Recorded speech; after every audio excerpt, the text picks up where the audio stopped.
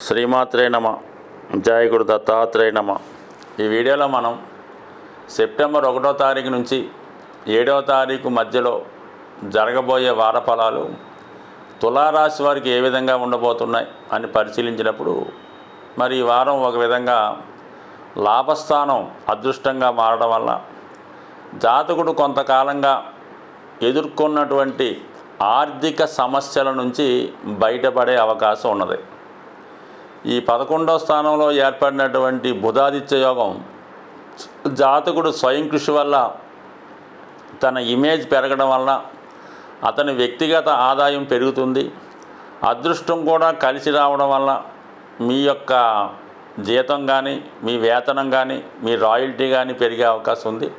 అలాగే మీ యొక్క తండ్రి గారి యొక్క సహకారం సంపూర్ణంగా రావడం వల్ల ప్రస్తుతం వస్తున్నటువంటి ఆదాయంతో పాటు అదనపు ఆదాయం కూడా వచ్చే అవకాశం ఉన్నది. అలాగే ధనాధిపతి భాగ్యస్థితిలో ఉన్నప్పుడు ఒక విధంగా ధనయోగం ఏర్పడుతుంటుంది.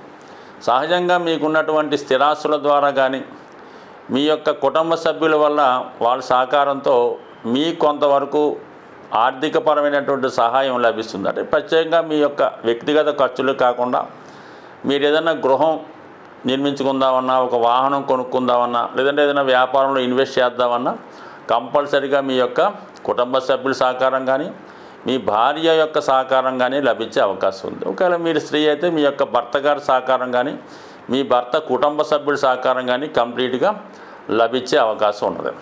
సో అయితే ఈ సమయంలో ఖర్చు పెట్టే విషయంలో చాలా జాగ్రత్తగా వ్యవహరించాలి. అంటే ఇక్కడ నీచ శుక్రుడు 12వ స్థానంలో ఉండి కేతువుతో కలిసి ఉండడం వల్ల జాతకుడికి కొన్ని వ్యసనాల మీద బలహీనతల మీద ఆసక్తి పెరిగి రహస్యంగా దాని కొరకు ఖర్చు పెట్టడం కానీ, కొన్ని రోజుల పాటు ఏదైనా ఒక ఎంటర్టైన్మెంట్లో పాల్గొనడం కానీ, ఏదైనా ఒక గ్యాంబ్లింగ్లో పాల్గొనడం కానీ, ఈ విధంగా కొంతవరకు ధనాన్ని నష్టపోవడం కానీ, తన వ్యక్తిగత ఆనందం కోసం ఈ విధంగా కొంత సమయాన్ని వృధా చేసే అవకాశం ఉంటుంది. కాబట్టి జాతకుడు అటువంటి బలహీనతలకు లోను కాకుండా వ్యక్తిగతంగా తన సామర్థ్యాన్ని పెంచుకునే ప్రయత్నం చేస్తే మంచిది. సో జాతకుడు తను చేస్తున్నటువంటి కార్యకలాపాలు రహస్యంగా ఎవరికి తెలియకుండా చేస్తున్నట్టు అనిపిస్తుంది, కానీ అది 10 మందికి తెలిసినట్టే ఉంటుంది. మీరు గోప్యంగా ఉంటుందేమో అనుకుంటున్నారు. సాధ్యమైనంత వరకు అటువంటి వ్యవహారాల వల్ల మీకు ఆర్థికపరంగా నష్టపోవడం, మీ ఇమేజ్కి ఇబ్బంది కలిగే అవకాశాలు ఉన్నాయి. కాబట్టి కొన్ని రోజుల వరకు ఇటువంటి వాటి మీద ఆసక్తి చూపకుండా ఉంటే మంచిది. బట్ ఏదైనా పరిచయం లేని వ్యక్తుల చేతిలో మోసపోయే అవకాశం ఉంటుంది. కాబట్టి సాధ్యమైనంత వరకు పరిచయం లేని వ్యక్తుల యొక్క వీడియో కాల్స్ మాట్లాడడం కానీ, వాళ్ళతో చాటింగ్ చేయడం వల్ల బ్లాక్మెయిల్ రూపంలో నష్టపోయే అవకాశం ఉంది. కాబట్టి చాలా జాగ్రత్తగా వ్యవహరించండి. సో ఈ ఒక్క విషయంలో మీరు జాగ్రత్తగా ఉంటే మిగతా ఆర్థిక సంబంధించిన విషయాలు, ఆదాయ సంబంధించిన విషయాలు చాలా అనుకూలంగా ఉన్నాయి. మీ వ్యక్తిగతంగా మీరు కేవలం మీ యొక్క ఇమేజ్ పెరగడం వల్ల మంచి అవకాశాలు వస్తాయి. ఇది సినిమా, టీవీ, కళారంగాల్లో ఉన్న వాళ్ళకి, యూట్యూబ్ రంగంలో ఉన్న వాళ్ళకి గొప్ప అభివృద్ధి, నేమ్ అండ్ ఫేమ్ కలిగే అవకాశం ఉంది. ఈ వారంలో మరి వార ప్రారంభంలోనే 1వ తారీఖున మాస శివరాత్రి రాబోతుంది. ఖచ్చితంగా ఏ రాశుల వారైనా మాస శివరాత్రి రోజు మరి శివాలయంలో అభిషేకం చేసుకోవడం వల్ల మీకు నెలంతా శివుడికి అభిషేకం చేస్తే ఎటువంటి ఫలితం వస్తుందో అటువంటి ఫలితం రావడం జరుగుతుంది.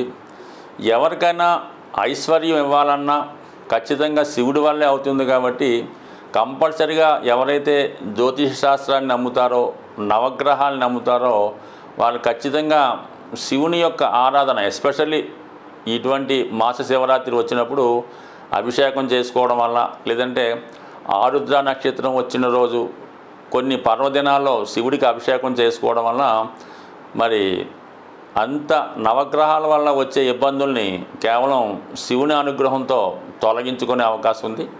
అలాగే మరి ఈ వారంలో వస్తున్నటువంటి ఇంకొక అదృష్టం ఏంటంటే, ఈ వారం చివరిలో వినాయక చవితి రాబోతుంది.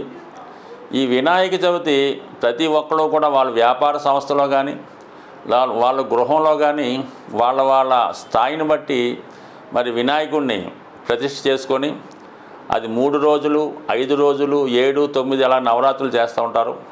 సో ఏదో ఒక ఈ విధంగా కనీసం 3 రోజులన్నా విఘ్నేశ్వరుని మీరు మీ గృహంలో ప్రతిష్ఠించి తగు విధంగా పూజా కార్యక్రమాలు చేసుకోవడం వల్ల, వినాయకుడు ఒక రోజన్నా మీ గృహంలో ఉండడం వలన, మీ గృహంలో నిద్రించడం వలన 100% అన్ని సంకటాలు తొలగిపోయే అవకాశం ఉంది.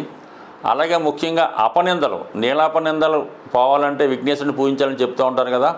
ప్రస్తుతం ఏంటంటే నీలాపనిందలు అవి పెద్దగా ఎవరు పట్టించుకోరు, కానీ రుణాలు, అప్పులే పెద్ద ప్రమాదం అన్నమాట. అటువంటి అప్పుల నుంచి బయటపడాలంటే కంపల్సరిగా ఈ వినాయక చవితి రోజు కనీసం ఒక రోజన్నా మీ గృహంలో విఘ్నేశ్వరుడు కొలువై ఉండే విధంగా, ఒక రాత్రి మీ గృహంలో ఉండే విధంగా, నిద్రించే విధంగా చేసుకుంటే 100% రాబోయే రోజుల్లో ఆర్థికపరమైనటువంటి సమస్యల నుంచి బయటపడుతూ ఉంటారు. చాలామంది ఏమనుకుంటారంటే మనం బయట పందిరిలో వినాయకుడు ప్రతిష్ఠించారు, అక్కడ పూజ చేసుకుంటున్నాం కదా, ఇంట్లో అక్కర్లేదనుకుంటారు.